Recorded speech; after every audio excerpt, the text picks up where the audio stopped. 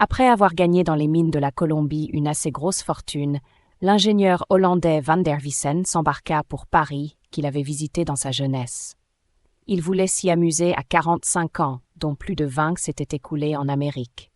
Van der Vissen était un homme de grande taille, blond, fort, querelleur, joueur et dépourvu de scrupules. Son établissement à Paris avait été le but de sa vie. Il pensait que les plaisirs que l'on y trouve sont supérieurs à ceux qui s'offrent aux voluptueux sur les autres points du globe. Le lendemain de son arrivée, l'ingénieur hollandais rencontra sur le boulevard un ancien ouvrier de Panama qui, vêtu en gentleman, paraissait fort cossu. Et, s'il n'avait pas fait fortune, il fréquentait où elle se défait, car il était devenu rabatteur d'un grand tripot, un cercle mixte qui fonctionnait toutes les nuits, non loin du Trocadéro.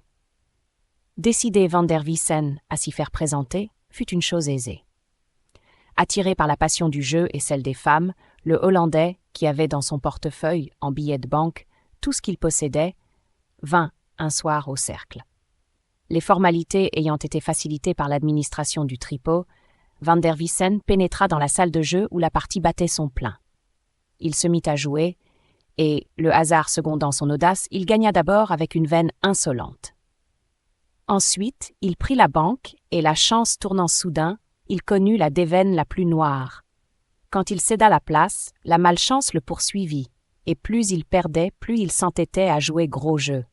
Les billets de banque lui fondaient dans les doigts comme s'ils avaient été de neige.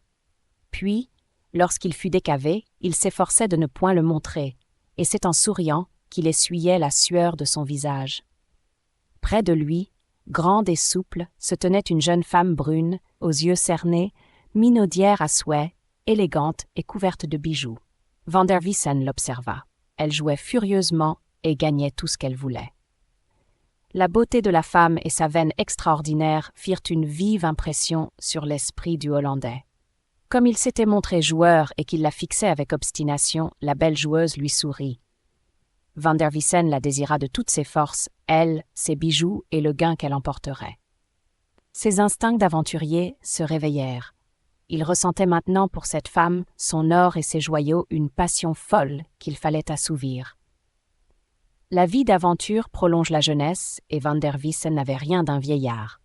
Avec une galanterie de sauvage, pleine de gaucherie, avec des phrases emphatiques, il attira la jeune femme et proposa de l'accompagner là où elle demeurait. Elle répondait d'une voix langoureuse, dont les inflexions enflammèrent davantage la passion du Hollandais. Et mêlant les louanges aux promesses, il fit tant qu'à la fin, ils partirent ensemble.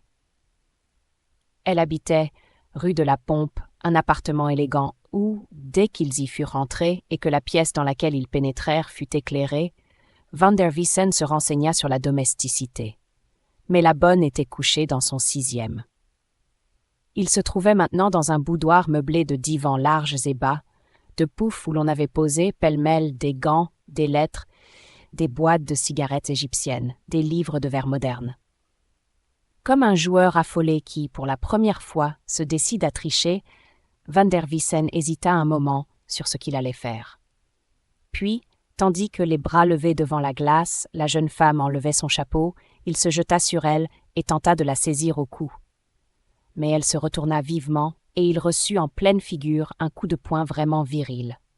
En même temps, d'une voix mâle, n'ayant plus rien de commun avec celle qu'on avait affectée jusqu'alors, on injuria crûment l'ingénieur dans les termes les plus grossiers, les plus ignobles.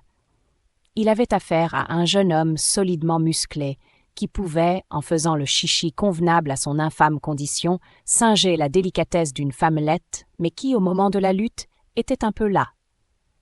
Et Van der Vissen désira encore cet être, quel qu'il fût.